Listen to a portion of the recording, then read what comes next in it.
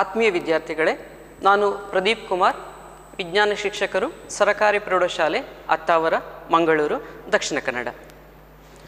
ನಿಮ್ಮ 10ನೇ ತರಗತಿಯ ವಿಜ್ಞಾನ ಪಠ್ಯಪುಸ್ತಕ ಭಾಗ 1 ಅಧ್ಯಾಯ 7 ನಿಯಂತ್ರಣ ಮತ್ತು ಸಹಭಾಗಿತ್ವ.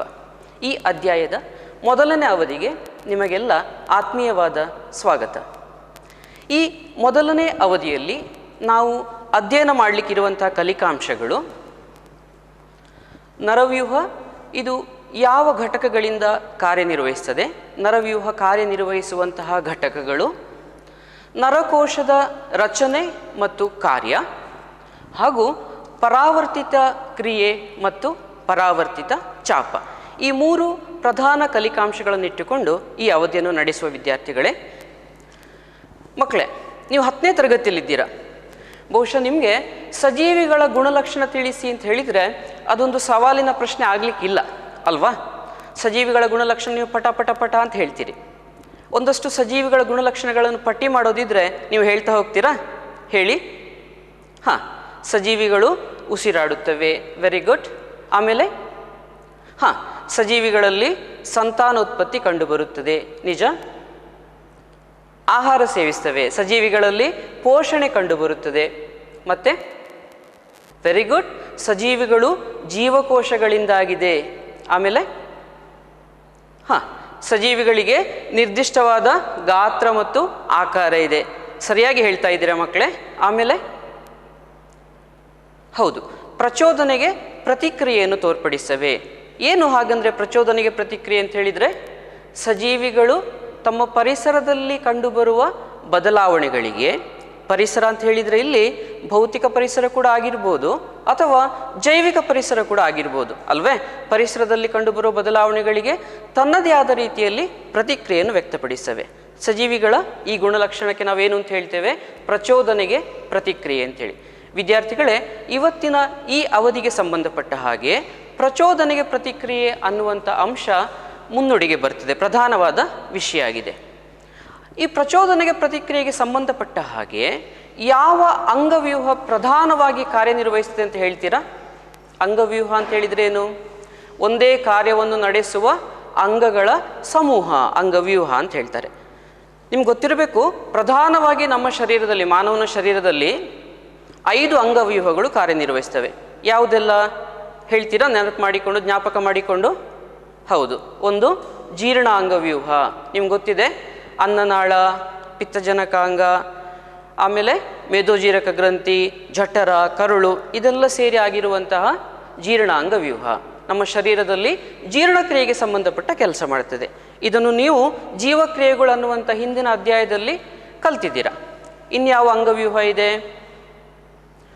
ಶ್ವಾಸ ಅಂಗವ್ಯೂಹ, ಉಸಿರಾಟಕ್ಕೆ ಸಂಬಂಧಪಟ್ಟ ಹಾಗೆ ಅನಿಲ ವಿನಿಮಯದ ಕೆಲಸ ಮಾಡುವಂತಹ ಅಂಗವ್ಯೂಹ ಆಗಿದೆ ಶ್ವಾಸ ಅಂಗವ್ಯೂಹ. ಅದರ ಪ್ರಧಾನ ಭಾಗ ಯಾವುದು? ಹೆಡ್ ಆಫೀಸ್ ಎಲ್ಲಿರೋದು ಅದರದ್ದು? ವೆರಿ ಗುಡ್, ಶ್ವಾಸಕೋಶ ಅಲ್ವೇ? ಮತ್ತೆ ವಿಸರ್ಜನಾ ಅಂಗವ್ಯೂಹ, ವಿಸರ್ಜನೆಗೆ ಸಂಬಂಧಪಟ್ಟ ಹಾಗೆ ಚಯಾಪಚಯ ಕ್ರಿಯೆ ನಡೆದ ಮೇಲೆ ಅನಪೇಕ್ಷಿತ ವಸ್ತುಗಳು ಉತ್ಪತ್ತಿ ಆಗ್ತದೆ, ಅದನ್ನು ಶರೀರದಿಂದ ಹೊರ ಹಾಕಬೇಕು, ತ್ಯಾಜ್ಯ ವಸ್ತುಗಳನ್ನು. ಅದಕ್ಕೆ ಸಂಬಂಧಪಟ್ಟ ಹಾಗೆ ಕೆಲಸ ಮಾಡುವಂತಹ ವಿಸರ್ಜನಾ ಅಂಗವ್ಯೂಹ ಇದೆ. ಅದರಲ್ಲಿರುವ ಅಂಗಗಳು ಯಾವುದಪ್ಪ? ಮೂತ್ರಜನಕ ಅಂಗವ್ಯೂಹ ನೆನಪಾಯಿತು ನಿಮಗೆ ಅಲ್ಲ? ಕಿಡ್ನಿ, ಹೌದು. ಆಮೇಲೆ ಅಲ್ಲಿಂದ ಬರುವಂತಹ ಮೂತ್ರನಾಳ, ಮೂತ್ರಕೋಶ, ಯುರಿತ್ರ, ಇದೆಲ್ಲ ಈ ಅಂಗವ್ಯೂಹದ ಘಟಕಗಳು. 3 ಆಯಿತು. ಇನ್ಯಾವುದಿದೆ? ರಕ್ತ ಪರಿಚಲನಾ ವ್ಯೂಹ ಅಲ್ವಾ? ನಮ್ಮ ಶರೀರದಾದ್ಯಂತ ಸಾಗಾಣಿಕೆಗೆ ಸಂಬಂಧಪಟ್ಟಂಥ ಅಂಗವ್ಯೂಹ. ಆಹಾರ ಪದಾರ್ಥಗಳು, ಪೋಷಕಾಂಶಗಳು ಹಾಗೆ ಆಕ್ಸಿಜನ್, ಇದು ಶರೀರದಾದ್ಯಂತ ಪ್ರಸರಣ ಆಗುವುದು ಈ ರಕ್ತ ಪರಿಚಲನಾ ವ್ಯೂಹದ ಮೂಲಕ. ಇದನ್ನು ಸಾಗಾಣಿಕಾ ವ್ಯೂಹ ಅಂತ ಕೂಡ ಹೇಳ್ತಾರೆ. ಇದರ ಮುಖ್ಯವಾದ ಭಾಗ ಯಾವುದು? ಏನು ನೆನಪಾಯಿತು ನಿಮಗೆ? ರಕ್ತ ಪರಿಚಲನಾ ವ್ಯೂಹ ಅಂದಾಗ ಯಾವ ಮುಖ್ಯ ಅಂಗ ನೆನಪಾಯಿತು? ಅಲ್ವೇ? ಹೃದಯ. ಸರಿ, ಈ 4 ಅಂಗವ್ಯೂಹಗಳು, ಅದರಲ್ಲಿರುವ ಅಂಗಗಳು ಯಾವುದು, ಅದು ಏನೇನು ಕೆಲಸ ಮಾಡ್ತದೆ ಅನ್ನೋದನ್ನು ನೀವು ಹಿಂದಿನ ಅಧ್ಯಾಯದಲ್ಲಿ, ಜೀವಕ್ರಿಯೆಗಳು ಅಧ್ಯಾಯದಲ್ಲಿ ತಿಳ್ಕೊಂಡಿದ್ದೀರಾ. ಇನ್ನೂ ಒಂದು ಅಂಗವ್ಯೂಹ ಇದೆ. ಯಾವುದಪ್ಪ ಅದು? ನರವ್ಯೂಹ ಅಲ್ವಾ? ನರವ್ಯೂಹದ ಹೆಡ್ ಆಫೀಸು, ಕೇಂದ್ರ ಕಚೇರಿ ಎಲ್ಲಿದೆ? ಯಾವ ಮುಖ್ಯವಾದ ಅಂಗ ನೆನಪಾಗ್ತದೆ ನಿಮಗೆ ನರವ್ಯೂಹ ಅಂತ ಹೇಳುವಾಗ? ವೆರಿ ಗುಡ್, ಮೆದುಳು ಅಲ್ವಾ? ಮೆದುಳು ನರವ್ಯೂಹದ ಕೇಂದ್ರವಾದ ಭಾಗ ಆಗಿದೆ. ವಿದ್ಯಾರ್ಥಿಗಳೇ, ಪ್ರಚೋದನೆಗೆ ಪ್ರತಿಕ್ರಿಯೆ ಅಂತ ಹೇಳಿದ್ದೀರಿ. ಪ್ರಚೋದನೆಗೆ ಪ್ರತಿಕ್ರಿಯೆಗೆ ಉದಾಹರಣೆ ಕೊಡಬಲ್ಲಿರಾ? ಯಾರು ಹೇಳ್ತೀರಾ? ಹಾಂ, ಬಹಳ ಜನಪ್ರಿಯ ಫೇಮಸ್ ಉದಾಹರಣೆ ಇದು. ಯಾವುದು? ಮುಟ್ಟಿದರೆ ಮುನಿ ಸಸ್ಯದ ಎಲೆ, ಮುಟ್ಟಿದಾಗ ಮುದುರಿಕೊಳ್ಳುವುದು. ನಮ್ಮ ಸ್ಪರ್ಶ ಅದು ಪ್ರಚೋದನೆ ಆಯಿತು, ಎಲೆಗಳು ಮುದುರಿಕೊಂಡದ್ದು ಪ್ರತಿಕ್ರಿಯೆ ಆಯಿತು. ಬೇರೆ ಉದಾಹರಣೆ ಹೇಳ್ತೀರಾ? ಸಹಸ್ರಪದಿ. ಹೌದು, ಮುಟ್ಟಿದಾಗ ಏನಾಗ್ತದೆ? ಹೀಗೆ ಚಕ್ಕುಲೆ ಆಕಾರದಲ್ಲಿ ಸುತ್ತಿಕೊಳ್ತದೆ ಅಲ್ವಾ? ಸರಿ, ಸ್ಪರ್ಶ ಪ್ರಚೋದನೆ, ಅದಕ್ಕೆ ಪ್ರತಿಕ್ರಿಯೆಯಾಗಿ ಏನಾಯಿತು? ಅದು ಸುರುಳಿ ಆಕಾರದಲ್ಲಿ ಸುತ್ತಿಕೊಂಡಿತು. ನಮಗೆ ಸಂಬಂಧಪಟ್ಟ ಹಾಗೆ ಹೇಳಿ, ಮಾನವರಿಗೆ ಸಂಬಂಧಪಟ್ಟ ಹಾಗೆ ದಾಹ ಆಗಿದೆ, ಬಾಯಾರಿಕೆ ಆಗಿದೆ. ಬಾಯಾರಿದಾಗ ಏನು ಮಾಡ್ತೇವೆ ನಾವು? ನೀರು ಕುಡಿತೇವೆ ಅಲ್ವಾ? ಜ್ಯೂಸ್ ಸಿಕ್ಕಿದ್ರೆ ಜ್ಯೂಸ್ ಕೂಡ ಕುಡಿಬೋದು. ಹಾಂ, ಇಲ್ಲಿ ದಾಹ ಅನ್ನುವಂಥದ್ದು ಪ್ರಚೋದನೆ, ಬಾಯಾರಿಕೆ ಅನ್ನುವಂಥದ್ದು ಪ್ರಚೋದನೆ. ಪ್ರತಿಕ್ರಿಯೆಯಾಗಿ ನಾವು ಏನು ಮಾಡ್ತೇವೆ? ದ್ರವಾಹಾರವನ್ನು ಸೇವಿಸ್ತೇವೆ. Very good. ನಿಮಗೆ ಪ್ರಚೋದನೆಗೆ ಪ್ರತಿಕ್ರಿಯೆ ಅಂತ ಹೇಳಿದರೆ ಏನು ಅಂತ ಗೊತ್ತಿದೆ. ಆದರೆ ವಾಸ್ತವವಾಗಿ ವಿದ್ಯಾರ್ಥಿಗಳೇ, ಪ್ರಚೋದನೆಗೆ ಪ್ರತಿಕ್ರಿಯೆ ವ್ಯಕ್ತವಾಗುವ ಸಂದರ್ಭದಲ್ಲಿ ನಮ್ಮ ಶರೀರದ ಯಾವ್ಯಾವ ಭಾಗಗಳಲ್ಲಿ ಏನೇನು ಕೆಲಸ ನಡೀತದೆ ಅನ್ನೋದನ್ನು ನೀವು ಈ ಅಧ್ಯಾಯದಲ್ಲಿ ವಿಶೇಷವಾಗಿ ಗಮನಿಸಲಿಕ್ಕಿದ್ದೀರಿ. ನಿಮಗೆ ಗೊತ್ತಾಯಿತು, ಪ್ರಚೋದನೆಗೆ ಪ್ರತಿಕ್ರಿಯೆಗೆ ಸಂಬಂಧಪಟ್ಟ ಹಾಗೆ ಮುಖ್ಯವಾಗಿ ಕಾರ್ಯನಿರ್ವಹಿಸುವಂಥ ಭಾಗ, ಪ್ರಧಾನ ಭಾಗ ಯಾವುದದು? ಮೆದುಳು. ಆಯಿತಾ? ಈಗ ನಾವು ಮೊದಲನೇ ಕಲಿಕಾಂಶವಾದ ನರವ್ಯೂಹ ಯಾವ ಘಟಕಗಳ ಮೂಲಕ ಕಾರ್ಯನಿರ್ವಹಿಸ್ತದೆ ಅಂದರೆ, ಪ್ರಚೋದನೆ ಏರ್ಪಟ್ಟಲ್ಲಿಂದ ಪ್ರತಿಕ್ರಿಯೆ ವ್ಯಕ್ತ ಆಗುವವರೆಗೆ ಯಾವ್ಯಾವ ಬದಲಾವಣೆಗಳಾಗ್ತದೆ, ವಾಸ್ತವವಾಗಿ ಶರೀರದಲ್ಲಿ ಏನೇನಾಗ್ತದೆ ಅಂತ ಗಮನಿಸುವ. ಮಕ್ಕಳೇ, ಮಾನವನ ನರವ್ಯೂಹದಲ್ಲಿ 3 ಘಟಕಗಳ ಮೂಲಕ ಕಾರ್ಯನಿರ್ವಹಣೆ ಆಗ್ತದೆ.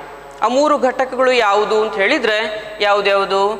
ಒಂದು ಗ್ರಾಹಕ, ಅದು ಪ್ರಚೋದನೆಯನ್ನು ಸ್ವೀಕರಿಸುವಂತಹ ಭಾಗ ಆಗಿದೆ. ಆಮೇಲೆ ಕಾರ್ಯನಿರ್ವಾಹಕ, ಅದು ಪ್ರತಿಕ್ರಿಯೆಯನ್ನು ವ್ಯಕ್ತಪಡಿಸುವಂಥ ಭಾಗ ಆಗಿದೆ. ಸರಿ, ಗ್ರಾಹಕ ಪ್ರಚೋದನೆಯನ್ನು ಸ್ವೀಕರಿಸ್ತದೆ, ಕಾರ್ಯನಿರ್ವಾಹಕ ಪ್ರತಿಕ್ರಿಯೆಯನ್ನು ವ್ಯಕ್ತಪಡಿಸ್ತದೆ. ಇವೆರಡರ ಮಧ್ಯೆ ಸಂಪರ್ಕ ಕಲ್ಪಿಸಬೇಕಲ್ಲ. ಈ ಸಂಪರ್ಕ ಕಲ್ಪಿಸುವಂಥ ಕೆಲಸ ಮಾಡೋದು ಯಾವುದು ಅಂತ ಹೇಳಿದರೆ ಅದು ವಾಹಕ. ಗ್ರಾಹಕ ಮತ್ತು ಕಾರ್ಯನಿರ್ವಾಹಕಗಳ ಮಧ್ಯೆ ವಾಹಕ ಸಂಪರ್ಕವನ್ನು ಕಲ್ಪಿಸ್ತದೆ. ಹೀಗೆ ಪ್ರಧಾನವಾಗಿ ನರವ್ಯೂಹ 3 ಘಟಕಗಳ ಮೂಲಕ ಕಾರ್ಯನಿರ್ವಹಿಸ್ತದೆ. ಯಾವುದ್ಯಾವುದು? ಗ್ರಾಹಕ, ವಾಹಕ ಮತ್ತು ಕಾರ್ಯನಿರ್ವಾಹಕ.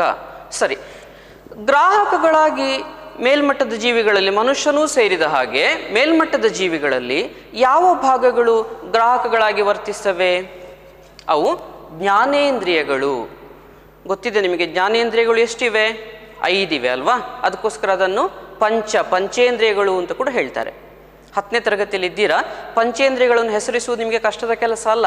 ಹೇಳ್ತೀರಾ ಯಾವುದೆಲ್ಲ ಅದು ಅಂತ ಹೇಳಿ? ಕಣ್ಣು, ಕಿವಿ, ಮೂಗು, ನಾಲಗೆ, ಮತ್ತೊಂದು ಯಾವುದು? ನಮ್ಮ ಶರೀರದ ಅತ್ಯಂತ ದೊಡ್ಡ ಅಂಗ. ಅದು ಶರೀರದ ದೊಡ್ಡ ಅಂಗ ಅಂತ ಹೇಳಿದರೆ ನಮಗೆ ಪಕ್ಕನೆ ಒಳಭಾಗದಲ್ಲಿರುವಂತಹ ಶ್ವಾಸಕೋಶ, ಮೆದುಳೆಲ್ಲ ನೆನಪಾಗುವುದಿದೆ ಅಲ್ಲ. ಶರೀರದ ದೊಡ್ಡ ಅಂಗ ಯಾವುದು, ಆರ್ಗನ್ ಯಾವುದು ಅಂತ ಹೇಳಿದರೆ ಚರ್ಮ. ಇದು ಕೂಡ ಒಂದು ಜ್ಞಾನೇಂದ್ರಿಯ ಆಗಿದೆ. ಇವುಗಳ ಪೈಕಿ ಯಾವುದೋ ಒಂದು ಜ್ಞಾನೇಂದ್ರಿಯ ಇರ್ಬೋದು, ಅಥವಾ ಕೆಲವು ಸಂದರ್ಭದಲ್ಲಿ ಒಂದಕ್ಕಿಂತ ಹೆಚ್ಚು ಜ್ಞಾನೇಂದ್ರಿಯ ಇರ್ಬೋದು. ಆ ಜ್ಞಾನೇಂದ್ರಿಯಗಳು ಏನಾಗಿ ಕೆಲಸ ನಿರ್ವಹಿಸ್ತದೆ? ಗ್ರಾಹಕಗಳಾಗಿ ಕೆಲಸ ನಿರ್ವಹಿಸ್ತದೆ. ನಾವು ಮುಂದೆ ಒಂದು ಉದಾಹರಣೆ ಸಹಿತ ಇದನ್ನು ನೋಡೋಣ ಹೇಗೆ ಅಂತ ಹೇಳಿ. ಆ ಬಳಿಕ ಕಾರ್ಯನಿರ್ವಾಹಕವಾಗಿ ವರ್ತಿಸುವಂಥದ್ದು ಯಾವುದು? ಪ್ರತಿಕ್ರಿಯೆ ವ್ಯಕ್ತಪಡಿಸುವಂಥ ಸಂದರ್ಭದಲ್ಲಿ ಅದು ಸ್ನಾಯುಗಳು ಅಥವಾ ಗ್ರಂಥಿಗಳು. ಬಹುತೇಕ ಸಂದರ್ಭದಲ್ಲಿ ಸ್ನಾಯುಗಳು ಕಾರ್ಯನಿರ್ವಹಿಸ್ಬೋದು, ಕೆಲವೊಂದು ಸಂದರ್ಭಗಳಲ್ಲಿ ಗ್ರಂಥಿಗಳು ಕೂಡ ಕಾರ್ಯನಿರ್ವಹಿಸ್ಬೋದು. ಇನ್ನು ಕೆಲವು ಸಂದರ್ಭಗಳಲ್ಲಿ ಸ್ನಾಯುಗಳು ಮತ್ತು ಗ್ರಂಥಿಗಳು ಜಂಟಿಯಾಗಿ ಕೂಡ ಕಾರ್ಯನಿರ್ವಹಿಸ್ಬೋದು. ಗಮನಿಸಿ, ಪಾಠದ ಹೆಡ್ಡಿಂಗ್ ಏನಂತಿದೆ?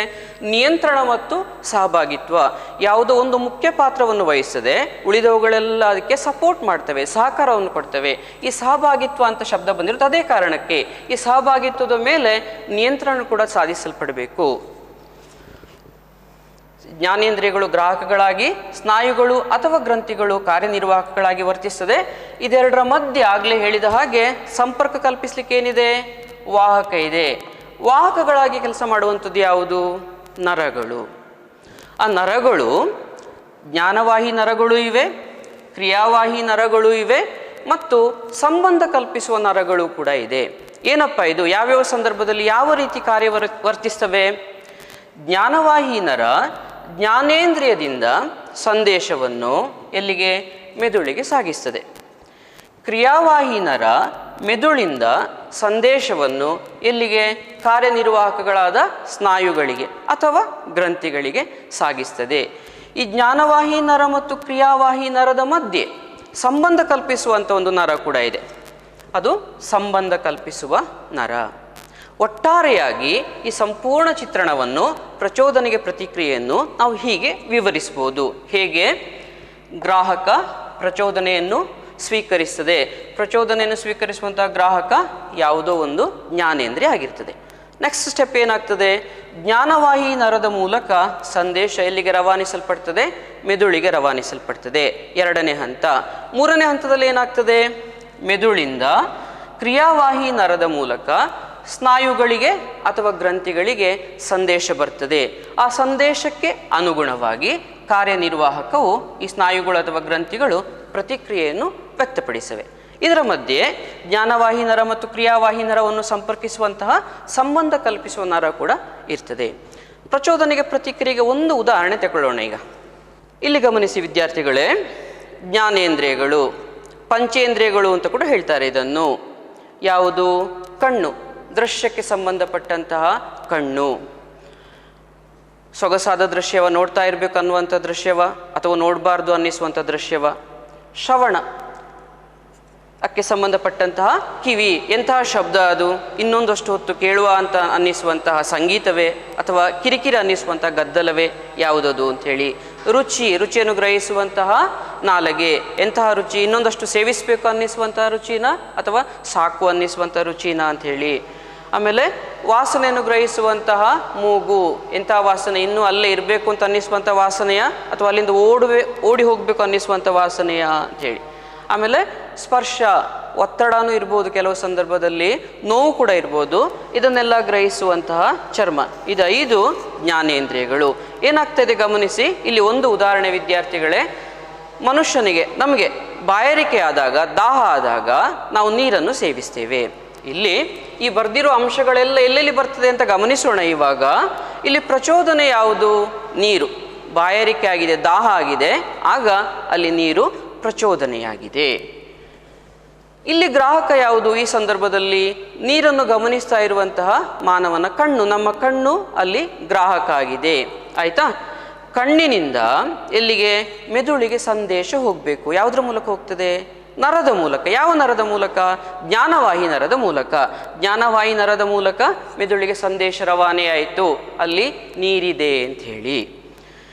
ಆಮೇಲೆ ಮೆದುಳಿಂದ ಕ್ರಿಯಾವಾಹಿ ನರಕೋಶದ ಮೂಲಕ ಏನಾಯಿತು? ಕಾರ್ಯನಿರ್ವಾಹಕಕ್ಕೆ ಸಂದೇಶ ಬಂತು. ಏನು ಅಂಥೇಳಿ? ನೀರಿನ ಗ್ಲಾಸನ್ನು ಎತ್ತಿ ಕುಡಿ ಅಂಥೇಳಿ. ಆಗ ಇಲ್ಲಿ ನಮ್ಮ ಕೈಯಲ್ಲಿರುವಂತಹ ಸ್ನಾಯುಗಳು ಏನಾಗಿವೆ? ಕಾರ್ಯನಿರ್ವಾಹಕವಾಗಿ ವರ್ತಿಸ್ತವೆ. ಅವುಗಳು ಸಹಕಾರ ನೀಡುವ ಕಾರಣ ಏನಾಗ್ತದೆ? ಆ ಗ್ಲಾಸಲ್ಲಿದ್ದಂಥ ನೀರನ್ನು ಎತ್ತಿ ಕುಡಿಲಿಕ್ಕೆ ಅನುಕೂಲ ಆಗ್ತದೆ. ಬಹುಶಃ ನಿಮಗೀಗ ಸ್ಪಷ್ಟ ಆಗಿರ್ಬೋದಲ್ಲ, ಪ್ರಚೋದನೆ, ಪ್ರತಿಕ್ರಿಯೆ ಮತ್ತು ಅಲ್ಲಿರುವಂತಹ ಸಂಬಂಧಗಳು ಯಾವ ರೀತಿ ಕಾರ್ಯನಿರ್ವಹಿಸ್ತವೆ ಅಂಥೇಳಿ. ಗ್ಲಾಸಲ್ಲಿರುವ ನೀರು ಪ್ರಚೋದನೆ, ಅದನ್ನು ಗ್ರಹಿಸುವಂಥ ಗ್ರಾಹಕ ಈ ಸಂದರ್ಭದಲ್ಲಿ ಕಣ್ಣು. ಮೆದುಳಿಗೆ ಸಂದೇಶ ಹೋಯಿತು, ಗ್ಲಾಸಲ್ಲಿ ನೀರಿದೆ ಅಂಥೇಳಿ. ನೀವು ಲಿಂಬು ಶರ್ಬತ್ ಇಟ್ಟರು ಆಗ್ಬೋದು. ಆಮೇಲೆ ಕ್ರಿಯಾವಾಹಿ ನರಕೋಶದ ಮೂಲಕ ಮಾಹಿತಿ ಬಂತು ಮೆದುಳಿಂದ ಎಲ್ಲಿಗೆ? ಕೈಯಲ್ಲಿರುವಂತಹ ಸ್ನಾಯುಗಳಿಗೆ. ಅದು ಬೇರೆ ಸಂದರ್ಭಗಳಲ್ಲಿ ಫುಟ್ಬಾಲ್ ಆಡುವಾಗ ಆದರೆ ಕಾಲಲ್ಲಿರುವ ಸ್ನಾಯುಗಳಿಗೂ ಆಗಿರಬಹುದು ಅಲ್ವೇ? ಸಂದೇಶ ಬಂತು. ಅದಕ್ಕೆ ಪ್ರತಿಕ್ರಿಯೆಯಾಗಿ ಹೇಗೆ ಪ್ರತಿಕ್ರಿಯಿಸಿದವು ಕಾರ್ಯನಿರ್ವಾಹಕ ಸ್ನಾಯುಗಳು? ಆ ಗ್ಲಾಸಲ್ಲಿದ್ದ ನೀರನ್ನು ಸೇವಿಸುವುದರ ಮೂಲಕ. ಇಲ್ಲಿಗೆ ಈ ಸೈಕಲ್, ಈ ಹಂತ ಸಂಪೂರ್ಣ ಆಯಿತು. ಹೀಗೆ ಪ್ರಚೋದನೆಗೆ ಪ್ರತಿಕ್ರಿಯೆ ವ್ಯಕ್ತವಾಗುವಂಥದ್ದು. ವಿದ್ಯಾರ್ಥಿಗಳು, ನೀವು 9ನೇ ತರಗತಿಯಲ್ಲಿ ನರಕೋಶದ ರಚನೆಯನ್ನು ಕಲ್ತಿದ್ದೀರಾ. ನೆನಪಿದೆಯಾ ನಿಮಗೆ? ನರಕೋಶ ಮಾನವನ ಶರೀರದಲ್ಲಿರುವ ಅತ್ಯಂತ ಉದ್ದನೆಯ ಜೀವಕೋಶ. ಮಾನವನ ಶರೀರದಲ್ಲಿರುವ ಉದ್ದನೆಯ ಜೀವಕೋಶ ಯಾವುದು ಅಂಥೇಳಿ ಜನರಲ್ ಸೈನ್ಸಲ್ಲಿ ಕೇಳ್ಬೋದಾದಂಥ ಒಂದು ಒಳ್ಳೆಯ ಪ್ರಶ್ನೆ, ಕ್ವಿಜ್ಜಿಗೆಲ್ಲ, ರಸಪ್ರಶ್ನೆಗೆ. ಯಾವುದದು? ಅದು ನರಕೋಶ. ನರಕೋಶಕ್ಕೆ ನ್ಯೂರಾನ್ ಅಂತ ಕೂಡ ಹೇಳ್ತಾರೆ. ನರಕೋಶದ ರಚನೆ, ನ್ಯೂರಾನಿನ ರಚನೆ. ಯಾವುದೆಲ್ಲ ಭಾಗಗಳಿದೆ ಮಕ್ಕಳೇ ನ್ಯೂರಾನಲ್ಲಿ? ಹೌದು, ಕೋಶ ಕೇಂದ್ರ ಇರುವಂಥ ಒಂದು ಮುಖ್ಯವಾದ ಭಾಗ, ಅದಕ್ಕೇನು ಅಂತ ಹೇಳ್ತಾರೆ?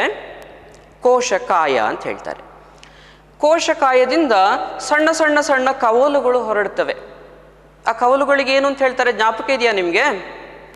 ಎಸ್, ವೆರಿ ಗುಡ್, ಡೆಂಟ್ರೈಟ್ಸ್ ಅಂತ ಹೇಳ್ತಾರೆ. ಆಮೇಲೆ ಒಂದು ಉದ್ದನೆಯ ಕವಲು ಹೋಗ್ತದೆ. ಆ ಉದ್ದನೆಯ ಕವಲಿಗೆ ಏನು ಅಂತ ಹೇಳ್ತಾರೆ? ವೆರಿ ಗುಡ್, ಆಕ್ಸಾನ್ ಅಂತ ಹೇಳ್ತಾರೆ.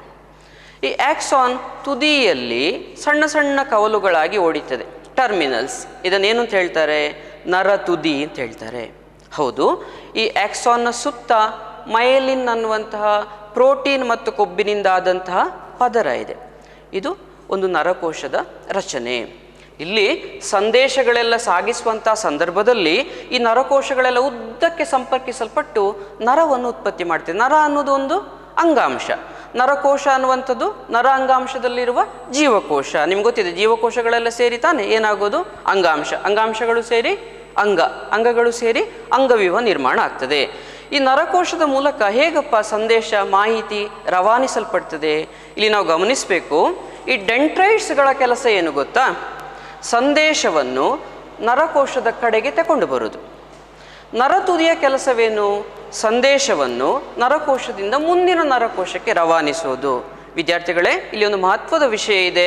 ಒಂದು ನರಕೋಶ ಇನ್ನೊಂದು ನರಕೋಶಕ್ಕೆ ಸಂಪರ್ಕಿಸುವಾಗ ಯಾವಾಗಲೂ ಒಂದು ನರಕೋಶದ ನರತುದಿ ಇನ್ನೊಂದು ನರಕೋಶದ ಡೆಂಟ್ರೈಟ್ಸ್ ಜೊತೆ ಸಂಪರ್ಕವನ್ನು ಸಾಧಿಸ್ತದೆ. ಆಯಿತಾ? ಅಂದರೆ ಇದರ ಬಾಲ, ಅದರ ತಲೆ ಅಂತ ಕೂಡ ನಾವು ಹೇಳ್ಬೋದು. ಹೀಗೆ ಎರಡು ನರಕೋಶಗಳು ಸಂಪರ್ಕಿಸುವ ಭಾಗಕ್ಕೆ ಒಂದು ಹೆಸರಿದೆ, ಸಂಸರ್ಗ ಅಂತೇಳಿ. ಏನು ಹೇಳಿ? ಸಂಸರ್ಗ ಅಥವಾ ಸೈನಾಪ್ಸ್ ಅಂತ ಕರೀತಾರೆ. ಏನು ಸಂಸರ್ಗ ಅಂತ ಹೇಳಿದರೆ, ಹಾಗಾದರೆ ಎರಡು ನರಕೋಶಗಳು ಸಂಧಿಸುವಂತಹ ಭಾಗ. ಆ ಸಂಪರ್ಕ ಹೇಗೆ ಉಂಟಾಗ್ತದೆ? ಒಂದು ನರಕೋಶದ ನರತುದಿ ಇನ್ನೊಂದು ನರಕೋಶದ ಡೆಂಟ್ರೈಟ್ಸ್ ಮಧ್ಯೆನೇ ಯಾವಾಗಲೂ ಸಂಪರ್ಕ ಏರ್ಪಡ್ತದೆ. ಸರಿ, ಮಾಹಿತಿ ರವಾನೆ ಆಯಿತು, ಸಂದೇಶ ರವಾನೆ ಆಯಿತು ಅಂತ ನಾವು ಹೇಳ್ತೇವೆ. ವಾಸ್ತವವಾಗಿ ಅಲ್ಲಿ ಏನು ನಡೀತಾ ಇದೆ, ಯಾವ ರೀತಿಯಲ್ಲಿ ಸಂದೇಶ ರವಾನೆ ಆಗ್ತದೆ ಅಂತ ಹೇಳಿದರೆ, ಈ ಡೆಂಟ್ರೈಟ್ಸ್ಗಳಲ್ಲಿ ಕೆಲವು ರಾಸಾಯನಿಕಗಳು ಉತ್ಪತ್ತಿ ಆಗ್ತದೆ, ರಾಸಾಯನಿಕ ಕ್ರಿಯೆ ನಡೀತದೆ. ಈ ರಾಸಾಯನಿಕ ಕ್ರಿಯೆಗಳು ವಿದ್ಯುತ್ ಆವೇಗ, ಇಂಪಲ್ಸ್ ಅಂತ ಹೇಳ್ತಾರೆ, ಆವೇಗಕ್ಕೆ ವಿದ್ಯುತ್ ಆವೇಗವನ್ನು ಸೃಷ್ಟಿಸುವುದರ ಮೂಲಕ ಈ ವಿದ್ಯುತ್ ಆವೇಗ ನರಕೋಶದಾದ್ಯಂತ ಹರಡ್ತದೆ. ಆಮೇಲೆ ಇಲ್ಲಿ ನರತುದಿಯಿಂದ ಆವೇಗ ಎಲ್ಲಿ ಪ್ರಸಾರ ಆಯಿತು? ಮುಂದಿನ ನರಕೋಶಕ್ಕೆ ಹೋಗ್ತದೆ. ಹೀಗೆ ವಿದ್ಯುತ್ ಆವೇಗಗಳನ್ನು ಪ್ರಸರಿಸುವುದರ ಮೂಲಕ ಸಂದೇಶ ನರಗಳ ಮೂಲಕ ಪ್ರಸಾರ ಆಗ್ತದೆ. ಇದು ನರಕೋಶದ ರಚನೆ ಮತ್ತು ಕಾರ್ಯದ ಬಗ್ಗೆ ಆಯಿತು. ಇನ್ನೊಂದು ಕಲಿಕಾಂಶ ಕಾಣ್ತಾ ಇದೆ ನಮ್ಗೆ, ಏನದು? ಪರಾವರ್ತಿತ ಕ್ರಿಯೆ ಅಂತೇಳಿ. ಮಕ್ಕಳೇ, ಈಗ ನೀವು ಸಾಕಷ್ಟು ಉದಾಹರಣೆ ಕೊಟ್ಟರೆ ಯಾವುದಕ್ಕೆ? ಪ್ರಚೋದನೆಗೆ, ಪ್ರತಿಕ್ರಿಯೆಗೆ ಸಂಬಂಧಪಟ್ಟ ಹಾಗೆ. ಇದಕ್ಕೆ ವ್ಯತಿರಿಕ್ತವಾಗಿ ಇನ್ನೊಂದು ರೀತಿಯ ಕ್ರಿಯೆಗಳನ್ನು ನೀವು ಕೆಲವೊಮ್ಮೆ ಗಮನಿಸಿದ್ದೀರಾ ಏನದು? ಹೀಗೆ ಮಾತಾಡ್ತಾ ಮಾತಾಡ್ತಾ ಎಲ್ಲೋ ನೋಡ್ತಾ ನಾನು ಬಿಸಿಯಾದ ವಸ್ತುವಿನ ಮೇಲೆ ಕೈ ಇಟ್ಟಿದ್ದೇನೆ, ಅಬ್ಬಾ ಅಂತೇಳಿ ತಕ್ಷಣ ನಾನು ಕೈಯನ್ನು ಹಿಂತೆಗೆದುಕೊಳ್ಳುತ್ತೇನೆ. ನಾನು ನಡೀತಾ ಹೋಗ್ತಾ ಇದ್ದೆ, ನನಗೆ ಗೊತ್ತಿಲ್ಲ, ಎಲ್ಲೋ ಒಂದು ಕಡೆ ಮುಳ್ಳಿದೆ, ಆಕಸ್ಮಿಕವಾಗಿ ನಾನು ಮುಳ್ಳಿನ ಮೇಲೆ ಕಾಲಿಟ್ಟೆ, ಅಬ್ಬಾ ಅಂಥೇಳಿ ಕಾಲನ್ನು ಮೇಲಕ್ಕೆ ತೆಗೆದುಕೊಂಡೆ. ಅಥವಾ ನಾನು ನನ್ನ ಪಾಡಿಗೆ ವಾಕಿಂಗ್ ಹೋಗ್ತಾ ಇದ್ದೇನೆ, ಸಡನ್ನಾಗಿ ಒಂದು ಹಾವು ಬಂತು, ನಾನು ಆಗ ತಕ್ಷಣ ಅಲ್ಲಿಂದ ಕಾಲು ಕಿತ್ತೆ ಓಡಿ ಹೋದೆ. ಈ ಎಲ್ಲ ಉದಾಹರಣೆಗಳು ನಾವು ಈ ಹಿಂದೆ ನೋಡಿದ ಪ್ರಚೋದನೆಗೆ ಪ್ರತಿಕ್ರಿಯೆ ಇದೆಯಲ್ಲ, ಅದರ ಹಾಗೇನೇ ಇದೆಯಾ ಅಥವಾ ಏನಾದರೂ ವ್ಯತ್ಯಾಸ ಇದೆಯಾ ಮಕ್ಕಳೇ? ಇದರಲ್ಲಿ ಹೇಳ್ತೀರಾ? ವ್ಯತ್ಯಾಸ ಇದೆ. ಏನು ವ್ಯತ್ಯಾಸ ಗೊತ್ತಾ? ನಾನು ಬಿಸಿಯಾದ ವಸ್ತುವನ್ನು ಮುಟ್ಟಿ ಕೈಯನ್ನು ಹಿಂತೆಗೆದುಕೊಂಡ ಸಂದರ್ಭದಲ್ಲಿ ಇದಕ್ಕೆ ಬೇಕಾದಂಥ ಸಂದೇಶ ಮೆದುಳಿಂದ ಬಂದದ್ದಲ್ಲ. ಮತ್ತೆಲ್ಲಿಂದ ಬಂದದ್ದು? ಮೆದುಳು ಬಳ್ಳಿಯಿಂದ ಬಂದದ್ದು. ಆಯಿತಾ? ಯಾಕೆ ಅಂತ ಹೇಳಿದರೆ, ಇಲ್ಲಿ ತ್ವರಿತವಾಗಿ ಪ್ರತಿಕ್ರಿಯೆ ನಡೀಬೇಕು. ನಾವು ಹಿಂದೆ ನೋಡಿದ ಪ್ರಚೋದನೆಗೆ ಪ್ರತಿಕ್ರಿಯೆಯಲ್ಲಿ ನಾವು ಪ್ರಚೋದನೆಯನ್ನು ಗ್ರಹಿಸ್ತೇವೆ. ಆಗ ನಾವು ನೋಡಿದೆವಲ್ಲ, ಬಾಯಾರಿಕೆಯಾದಾಗ ನೀರನ್ನು ಕುಡಿಯುವುದು ಅಂತ ಹೇಳಿ ಪ್ರಚೋದನೆ ಗ್ರಹಿಸಿದೆವು ನಾವು. ಬಾಯಾರಿಕೆ ಆಗಿದೆ, ನೀರು ಕಾಣ್ತಾ ಇದೆ, ಇದು ನೀರು ಅಂತ ನೋಡಿ ಆಮೇಲೆ ನಾವು ಕುಡಿದೆವು, ಹೌದು ತಾನೆ? ಹಾಗೆ ಬೇರೆ ಸಂದರ್ಭಗಳಲ್ಲೂ ಅಷ್ಟೇ ಪ್ರಚೋದನೆಗೆ ಪ್ರತಿಕ್ರಿಯೆ ನಾವು ಗ್ರಹಿಸ್ತೇವೆ ಪ್ರಚೋದನೆಯನ್ನು. ಆದರೆ ಇಲ್ಲಿ ಹಾಗಲ್ಲ ವಿದ್ಯಾರ್ಥಿಗಳೇ, ಪ್ರಚೋದನೆಯನ್ನು ಗ್ರಹಿಸುವುದಿಲ್ಲ, ಮೊದಲೇ ಪ್ರತಿಕ್ರಿಯೆ ವ್ಯಕ್ತಪಡಿಸ್ತೇವೆ, ಆಮೇಲೆ ನೋಡ್ತೇವೆ ಏನು ಅಂಥೇಳಿ, ಪ್ರಚೋದನೆ ಯಾವುದು ಅಂಥೇಳಿ. ಒಪ್ತೀರಾ ಇದನ್ನು? ನಾನು ಬಿಸಿಯಾದ ವಸ್ತುವನ್ನು ಮುಟ್ಟಿದ ತಕ್ಷಣ ಕೈಯನ್ನು ಹಿಂತೆಗೆದುಕೊಂಡೆ ಅಲ್ಲ, ನಾನು ಗಮನಿಸಿಲ್ಲ, ಓ ಇದು ಬಿಸಿಯಾದ ವಸ್ತು, ಕೈ ಹಿಂತಕ್ಕೆ ತೆಗೆದುಕೊಳ್ಳಬೇಕು, ಬಿಸಿಯಾದ ವಸ್ತು ಅಂತ ಗೊತ್ತಾದ ಮೇಲೆ ನಾನು ಯಾಕೆ ಅದನ್ನು ಮುಟ್ತೇನಲ್ವಾ? ಸರಿ, ಆಕಸ್ಮಿಕವಾಗಿ ಮುಟ್ಟಿದಂಥದ್ದು. ಮೊದಲು ಪ್ರತಿಕ್ರಿಯೆ ಬಂತು, ಕೈ ಹಿಂತೆಗೆದುಕೊಂಡಾಯಿತು, ಆಮೇಲೆ ನಮ್ಮ ಮನಸ್ಸು ನೋಡ್ತದೆ, ಯೋಚಿಸ್ತದೆ, ಏನದು? ಓ ಇದು ಬಿಸಿಯಾದ ವಸ್ತು, ಇದನ್ನು ಮುಟ್ಟಬಾರ್ದಿತ್ತು ಅಂತ, ಹೌದು ತಾನೆ? ಹಾಗೆ ಕಾಲನ್ನು ನಾನು ಮುಳ್ಳಿನ ಮೇಲೆ ಇಟ್ಟಾಗ ನನಗೆ ಗೊತ್ತಿಲ್ಲ ಮುಳ್ಳಿದೆ ಅಂತ ಹೇಳಿ ಅಲ್ವೇ, ಆಕಸ್ಮಿಕವಾಗಿ ನಾನು ಏನು ಮಾಡಿದೆ, ಕಾಲನ್ನು ಇಟ್ಟೆ, ಇಮಿಡಿಯೇಟ್ ಆಗಿ ತಕ್ಷಣ ಪ್ರತಿಕ್ರಿಯೆ ಬಂತು, ಆಮೇಲೆ ಮನಸ್ಸು ಗ್ರಹಿಸಿತು ಏನು ಅಂಥೇಳಿ, ಅಲ್ಲಿದ್ದದ್ದು ಮುಳ್ಳು, ನಾನು ಅದನ್ನು ಮೆಟ್ಬಾರ್ದಿತ್ತು ಅಂಥೇಳಿ. ಹೀಗೆ ವಿದ್ಯಾರ್ಥಿಗಳೇ, ಪ್ರಚೋದನೆಗೆ ಮೆದುಳಿನ ಆಜ್ಞೆ ಇಲ್ಲದೆ ಹಠಾತ್ತನೆ ನಡೆಯುವಂಥ ಒಂದು ರೀತಿಯ ಪ್ರತಿಕ್ರಿಯೆ ಇದೆ. ಇದು ಪ್ರಚೋದನೆಗೆ ಪ್ರತಿಕ್ರಿಯೆ ಅಲ್ಲ, ಬದಲಾಗಿ ಅದನ್ನು ಪರಾವರ್ತಿತ ಕ್ರಿಯೆ ಅಂತ ಹೇಳ್ತಾರೆ. ಪರಾವರ್ತಿತ ಕ್ರಿಯೆಯಲ್ಲಿಯೂ ಕೂಡ ಪ್ರಚೋದನೆಗೆ ಪ್ರತಿಕ್ರಿಯೆ ಇದ್ದ ಹಾಗೆ ಇದೇ ಸರ್ಕಲ್, ಇದೇ ಎಲ್ಲ ಅಂಶಗಳು ಕಾರ್ಯನಿರ್ವಹಿಸ್ತದೆ. ಆಯಿತಾ? ಆದರೆ ಒಂದು ಅಂಶ ಮಾತ್ರ ಬದಲಾಗಿದೆ. ಯಾವುದು? ಈ ಬಾರಿ ಇದನ್ನು ನಿಯಂತ್ರಣ ಸಾಧಿಸುವಂಥ ಅಂಗ ಯಾವುದಲ್ಲ? ಮೆದುಳು ಅಲ್ಲ. ಮತ್ಯಾವುದು? ಮೆದುಳಿಗೆ ಬದಲಾಗಿ ಮೆದುಳು ಬಳ್ಳಿ. ಮೆದುಳು ಬಳ್ಳಿಯವರೆಗೆ ಮಾತ್ರ ಅಲ್ಲಿ ಮಾಹಿತಿ ಹೋಗ್ಲಿಕ್ಕೆ ಅವಕಾಶ, ಬೇಗನೆ ಪ್ರತಿಕ್ರಿಯೆ ಬರಬೇಕು. ಇಲ್ಲಿ ಪರಾವರ್ತಿತ ಪ್ರತಿಕ್ರಿಯೆಗೆ ಸಂಬಂಧಪಟ್ಟ ಒಂದು ದಾರಿ ಇಲ್ಲಿದೆ ಅಲ್ಲ, ಚಾಪ ಅಂತೇಳಿ. ಚಾಪ ಅಂತ ಹೇಳಿದರೆ ಮಾರ್ಗ, ದಾರಿ ಅಷ್ಟೆ.